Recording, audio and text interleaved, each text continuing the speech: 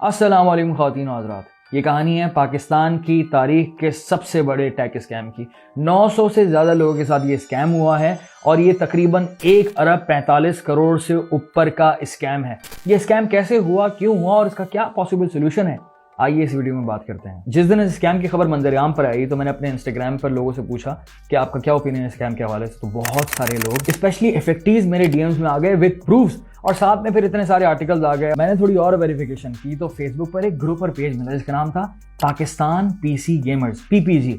वहां पर काफी सारे विक्टिम्स के पोस्ट थे। इस स्कैम के एविडेंसेस तो काफी सारे मिल गए थे, लेकिन मुझे फिर भी कंफर्म नहीं था, मैं श्योर नहीं था इस वीडियो के हवाले से। लेकिन एक हफ्ते से ज्यादा हो गया और अब मैंने रियलाइज किया कि नहीं यार, ये स्कैम बहुत बड़ा है, ये मसला बहुत बड़ा है, वीडियो बनानी पड़ेगी। तो हम बात करते हैं इन स्कैमर्स की। इस तारीखी स्कैम में टेक की 2 कंपनीज इन्वॉल्व हैं। हम पहले बात करेंगे पहले स्कैमर की। इस कहानी को थोड़ा पीछे से लेके चलते हैं। कोविड के टाइम पर सिलिकॉन चिप की बहुत ज्यादा शॉर्टेज हो गई थी और सिलिकॉन चिप इस्तेमाल होती है ग्राफिक कार्ड में। ग्राफिक कार्ड जो है उस वक्त अगर 50,000 रुपए का था, वो तकरीबन 1-1.5 लाख रुपए से ऊपर का हो गया था। उसमें डिफरेंट कैटेगरीज आ गई थी, लेकिन 2-3 गुना इजाफा हो गया था। ग्राफिक कार्ड पीसी में लगता है और ये बहुत जरूरी होता है, एक गेमर के लिए लाजमी होता है और एक एडिटर और ग्राफिक डिजाइनर के लिए, जिसको हम फ्रीलांसर भी कहते हैं। और पाकिस्तान इस वक्त दुनिया का 4था सबसे बड़ा मुल्क है फ्रीलांसर। तो ये स्कैम हुआ इतनी बड़ी फ्रीलांसर इंडस्ट्री और गेमिंग इंडस्ट्री के साथ। अब एंट्री होती है हमारी पहली स्कैम कंपनी की, जिसका नाम है जिप टेक, जो बेहतरीन क्वालिटी के सस्ते दामों के ग्राफिक कार्ड्स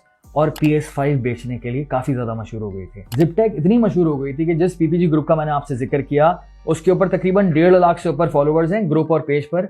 वो उस ग्रुप और पेज की ट्रस्टेड और वेरीफाइड सेलर बन गई थी। और इसकी सबसे बड़ी वजह ये थी कि 2-3 साल तक इन्होंने पूरी इंडस्ट्री को अच्छे प्राइस में और अच्छी क्वालिटी के ग्राफिक कार्ड्स बेचे। फिर होती है सिलिकॉन चिप की शॉर्टेज, ग्राफिक कार्ड की प्राइस बढ़ जाती है और PS5 आ जाता है मार्केट में, जो कि मार्केट में अवेलेबल ही नहीं है। और फिर जिप टेक ने एक बड़ी मजे की स्कीम निकाली और जो 2-3 साल का ट्रस्ट बन गया था गेमिंग इंडस्ट्री और फ्रीलांसिंग इंडस्ट्री का, उस ट्रस्ट को इस्तेमाल किया। और स्कीम ये थी कि भाई 1,60,000 वाला ग्राफिक कार्ड आप 1,20,000 में ले लें और 1.5 लाख वाला PS5 आप 1 लाख रुपए में ले लें। लेकिन उसकी एक शर्त थी कि आपने प्री बुकिंग करनी होगी और एडवांस पेमेंट देनी होगी 100%, और 3 से 4 महीने में आपका ग्राफिक कार्ड भी आपको मिल जाएगा और PS5 भी आपको मिल जाएगा। अब ये स्कीम पूरी पाकिस्तानी टेक इंडस्ट्री में बहुत ज्यादा वायरल हो गई थी और सबका बहुत ज्यादा इंटरेस्ट था, क्योंकि एक बहुत अच्छा नफा मिल रहा है। तो सब ने पैसे देना शुरू कर दिए, एडवांस बुकिंग। जिप टेक को पैसे किसने दिए? इंडिविजुअल गेमर्स और इंडिविजुअल फ्रीलांसर्स, क्योंकि जाहिर सी बात है फ्रीलांस काम कर रहे होते हैं, वो गेमिंग कर रहे होते हैं बच्चे, तो उनको सस्ती चीज चाहिए होती, बहुत अच्छा मौका था। दूसरे वो टीनेजर्स थे जिनको लगा कि अच्छी अपॉर्चुनिटी है, अब्बू से पैसे ले लेते हैं या अपने पैसे लगा लेते हैं, PS5 उठा लेते हैं ज्यादा 30% कम में, ग्राफिक कार्ड भी अच्छे प्राइस में मिल जाएंगे, तो सॉलिड प्रॉफिट होगा। और तीसरे वो थे जिन्होंने सबसे ज्यादा जिप टेक को पैसे दिए, वो थे रिटेलर्स। उन्होंने करोड़ों रुपए जिप टेक को दे दिए कि भाई ज्यादा क्वांटिटी में PS5 आएंगे तो ज्यादा क्वांटिटी में प्रॉफिट बनेगा। और जिप टेक को पहुंचने वाली total amount according to PPG group 50-60 crore रुपए से ज्यादा हो गई थी।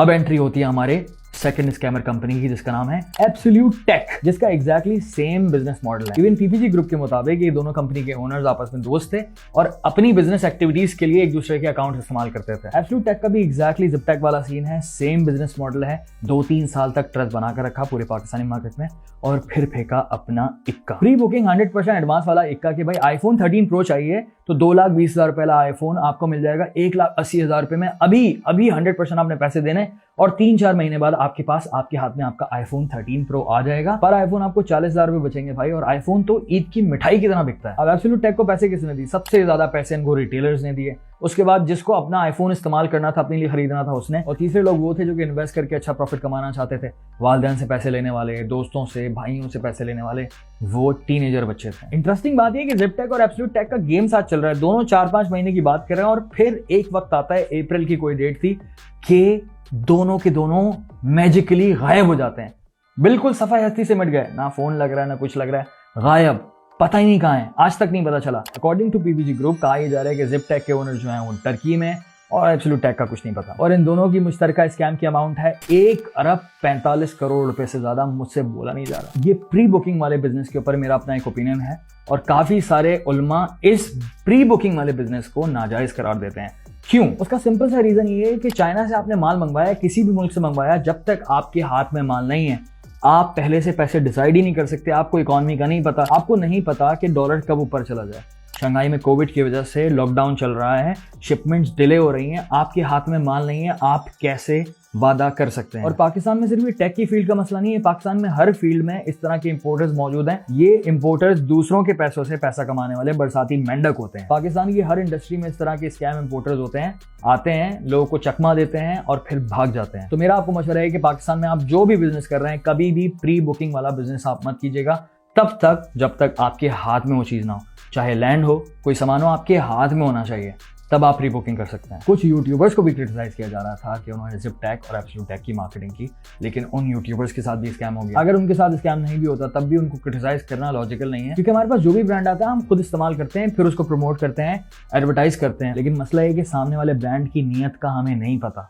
हमें नहीं पता कि आने वाले वक्त में कुछ टाइम बाद वो स्कैमर निकले, जिस तरह ZipTech और एब्सोल्यूट ने किया कि 3 साल तक उन्होंने ट्रस्ट बरकरार रखा, लोग मोहब्बत करने लगे उस ब्रांड से, और एंड में जाकर बड़ा चूना लगाया इन्होंने। जैसे कि ये पावर बैंक है, मैं इस्तेमाल कर रहा हूँ, मैंने प्रमोट कर दिया, लेकिन आने वाले वक्त में 1 साल में, 1 महीने में, 2 साल में ये पावर बैंक्स फटने लगे। तो इसमें हमारा क्या कसूर है? हमें उनकी क्वालिटी दिख रही है, नियत सिर्फ अल्लाह जानता है। इन दी एंड मेरी अपील है कि जितने भी विक्टिम्स हैं उनको जल्द अज जल्द इंसाफ मिलना चाहिए। सिंध हाई कोर्ट में मामला चल रहा है, केस चल रहा है, आई एम रियली ग्लैड। ये पाकिस्तान की तारीख का सबसे बड़ा टेक स्कैम है, पूरी इंडस्ट्री को बहुत बड़ा धचका लगा है, और मेरी हुकूमत पाकिस्तान से और तमाम इदारों से, स्पेशली सिंध हाई कोर्ट में केस चल रहा है, जुडिशरी से मेरी दरख्वास्त है कि जल्द अज जल्द तमाम विक्टिम्स को इंसाफ मिलना चाहिए, और इस किस्म का स्कैम किसी भी फील्ड में नहीं होना चाहिए। और जितने भी विक्टिम्स ये वीडियो देख रहे हैं उन सबको मैं एक बात कहना चाहूँगा, तवक्कलतु अलल्लाह का दामन आप मत छोड़ना। इंशाल्लाह जो होगा आपके हक में बेहतर होगा। पूरी कोशिश करनी है और फैसला अल्लाह के हाथ में छोड़ देना है। खुश रहें, दुआ में याद रखें। फी अमान अल्लाह।